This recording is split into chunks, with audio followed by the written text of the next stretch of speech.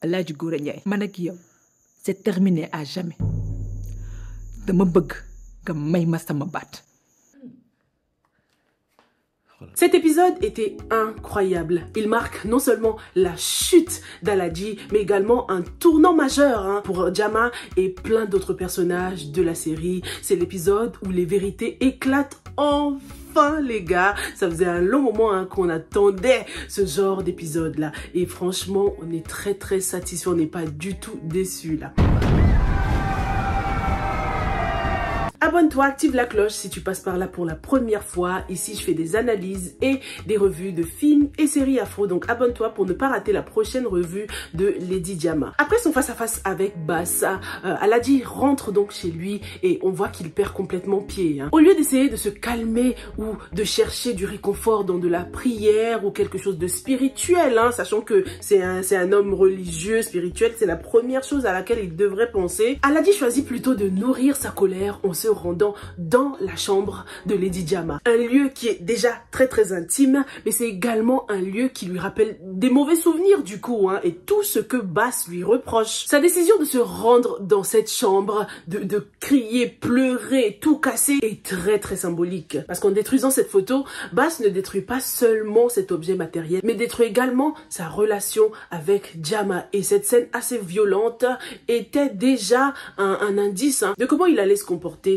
envers elle. Dès que Jama rentre à la maison, ce qui nous choque, c'est que Aladji n'essaye même pas d'écouter sa version. Pendant tout ce temps, il a écouté Bass, il a écouté Fall, l'autre, l'ex-femme de Bass, mais à aucun moment il ne donne l'occasion à Jama de s'exprimer. Dès qu'elle commence à parler, c'est là qu'elle reçoit la première gifle. C'est pour nous montrer quelle valeur Jama a à ses yeux. Il ne la respecte pas du tout et n'estime même pas qu'elle mérite son temps pour qu'elle puisse se défendre quoi. Aladji rejette toutes les explications de sa propre femme sans jamais essayer de la comprendre. Aladji la frappe, il la traîne au sol, il la frappe avec une ceinture, c'est tellement humiliant les gars, on dirait qu'il tapait son gosse quoi. Aladji est allé trop loin cette fois-ci. Depuis le début, on sentait à chaque fois ça débordait. Il a commencé par la répudier, crier sur elle. Ensuite, comme si c'était pas assez grave, il y a eu le VIOL. Maintenant, oh non, c'est too much. Jama dans cette maison a tout le temps subi des violences, non seulement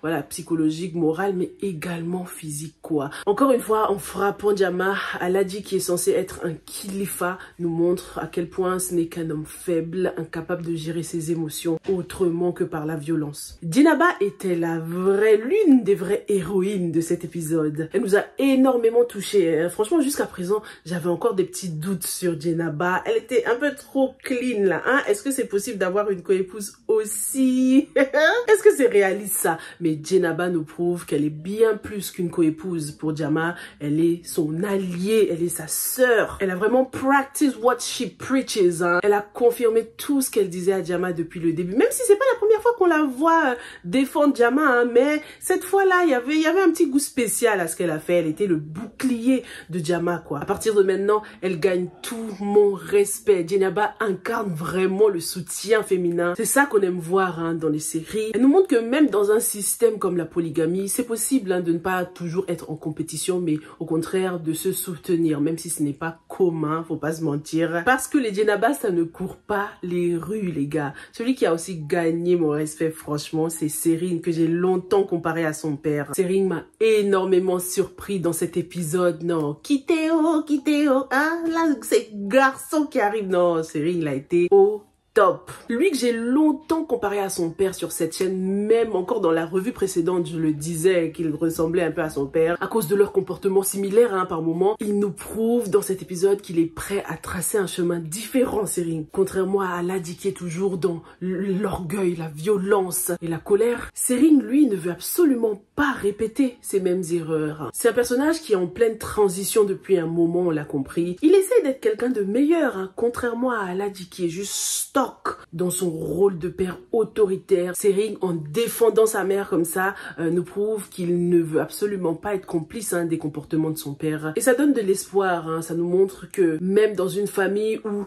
voilà, le papa est aussi dominant, c'est possible de rompre avec ces schémas toxiques. Sering, il a vraiment gagné mon respect parce que pour une fois là, il s'est pas contenté de subir ce qui se passe dans sa maison, d'ignorer les injustices de son père, il a décidé d'agir. Et en faisant ça, Sering se montre bien plus khalifa que Aladji. Parce qu'un vrai chef de famille, c'est pas quelqu'un qui dirige par la peur ou la violence, mais c'est plutôt quelqu'un qui protège et guide avec équité, ce que Aladji ne représente pas du tout. Même bébé cher, les gars, malgré son jeune âge, a complètement repoussé l'attitude ignoble de son papa. C'était une scène super forte parce qu'on sait à quel point Aladji est attaché à son petit dernier, son tchat, son petit laharé. Et bébé cher, lui, dans toute son innocence, a tout de suite ressenti que quelque chose n'allait pas. Il a entendu les cris de sa mère et il sait très bien que de toute façon depuis le début ce petit là il nous montre qu'il a beaucoup de sagesse.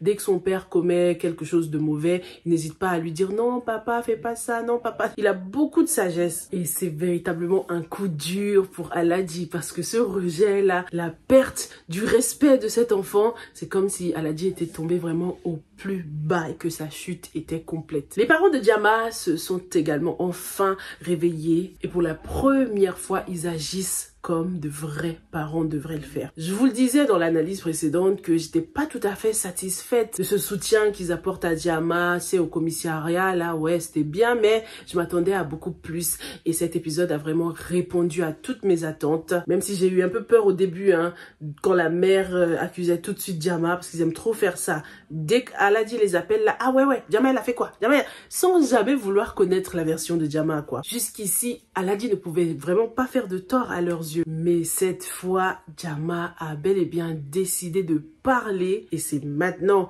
que tout va changer.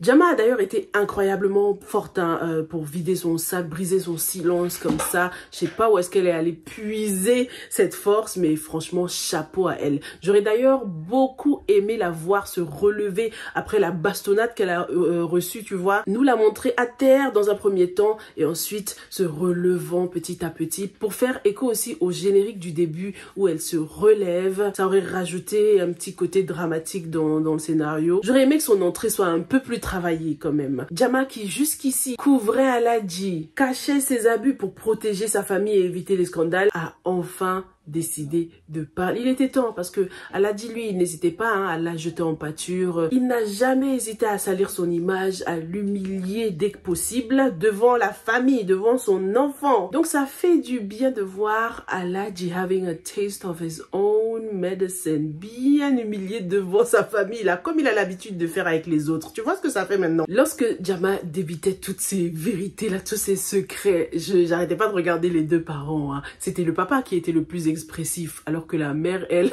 avait pas dit un mot. C'est comme si elle était bouche bée par tout ce qu'elle venait d'entendre. Je pense que cette maman était surtout submergée par la honte, la culpabilité, et elle venait de prendre conscience de ses erreurs en tant que mère. Elle a réalisé à quel point elle avait échoué à protéger sa fille. Cette scène est tellement puissante parce que elle nous montre l'impact de la vérité. La vérité, ça libère, les gars. Si Diama avait dit tout à ses parents dès le début, si ses parents avaient créé un safe space pour elle, pour qu'elle puisse se confier, il n'aurait pas été obligé de aujourd'hui confronter de dures réalités comme ça. Dans cette salle, la personne ne pouvait assumer tout ce qui sortait de la bouche de Diama.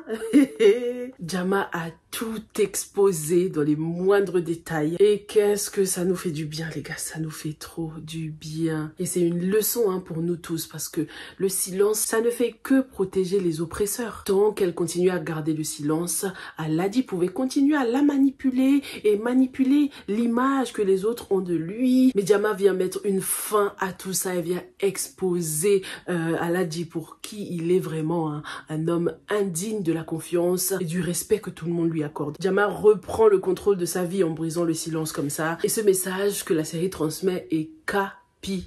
capital, c'est trop important, non seulement pour les personnages, mais aussi pour nous, les téléspectateurs. Parler, c'est se libérer, c'est vraiment la première étape pour mettre fin aux abus. Encore une fois, j'ai vraiment une pensée à tous ceux et celles que cette scène, cet épisode a trigger, parce que on sait qu'il y en a qui vivent ça. J'espère que vous trouverez la force, tout comme Diama, de vous libérer de ce genre de situation. J'ai tellement hâte de voir comment Aladi va gérer sa réputation qui est vraiment en miettes maintenant, hein. Lui qui tenait tant, sa réputation de chef religieux qui incarnait vraiment la morale, le respect. Tout ça c'est fini, mais si on veut rester réaliste là, on se doute déjà que la société sera sans doute plus sévère avec Diama qu'avec Aladi, parce que c'est toujours comme ça, hein. Les femmes, même si elles sont les victimes de l'histoire, finissent toujours par payer plus cher que les autres. Les rumeurs courent déjà, on a vu qu'en prison, ça parlait déjà beaucoup. Voilà, je pense que ça ne va pas tarder à ce que tout le monde sache ce qui se passe vraiment dans le foyer de Aladi. Et on espère que Diama pourra gérer tout ça. Qu'est-ce qu'elle va devenir, hein?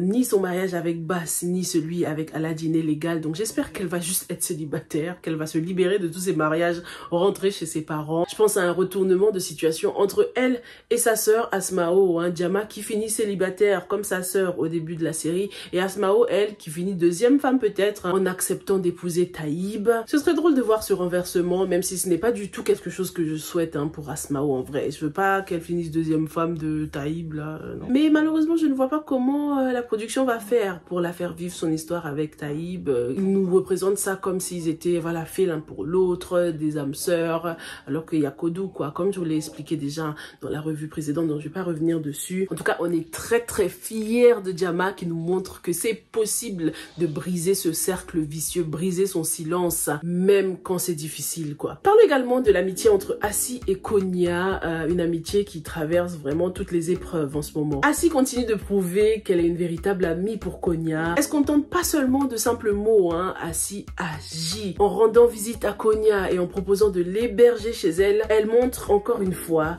une loyauté, une générosité qui ne faiblissent pas, même dans les moments difficiles. Et pour Konya, c'est une vraie leçon de vie aussi. Elle se rend compte que ses amis l'aiment pour ce qu'elle est, pas pour ce qu'elle a. Que son amitié avec ses filles n'a jamais dépendu de son mode de vie ou de son appartement. Elle n'avait vraiment pas besoin de prouver quoi que ce soit. On sent une grosse prise de conscience, hein, de la part de Konya, et c'est bien pour son évolution personnelle. Ça se voit qu'elle a beaucoup grandi grâce à cette épreuve qu'elle traverse là. Par contre, je dois dire que c'est quand même risqué de la part de la maman d'autoriser Konya d'aller vivre avec Assi comme ça. C'est pas tous les parents qui accepteraient ça. Surtout après tout ce que Konya vient de faire, parce qu'elle n'est pas non plus totalement innocente dans toute cette histoire. Donc je trouve que c'est une décision assez risquée quand même. Heureusement que bon, ça va, la maman elle connaît très bien Assi. Elle a confiance en elle et elle sait très bien qu'elle pourra bien accompagner Konya qui est sur la voie de la reconstruction. Assi, qui soutient grave Konya en ce moment, pourrait bel et bien à son tour avoir besoin du soutien de Konya. Parce qu'on sent qu'il y a un nouveau problème qui se dessine à l'horizon avec Abdoulaye qui allait voir donc un marabout.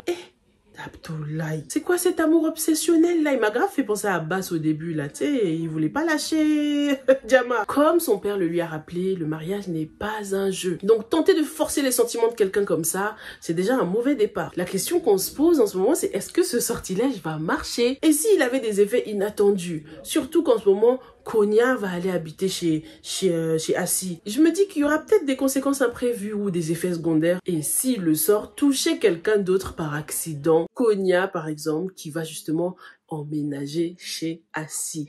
Dites-moi ce que vous avez pensé de cet épisode qui était riche en émotions. Merci beaucoup d'avoir regardé l'analyse jusqu'au bout et on se retrouve dans la prochaine. Stay safe and stay blessed. Bye.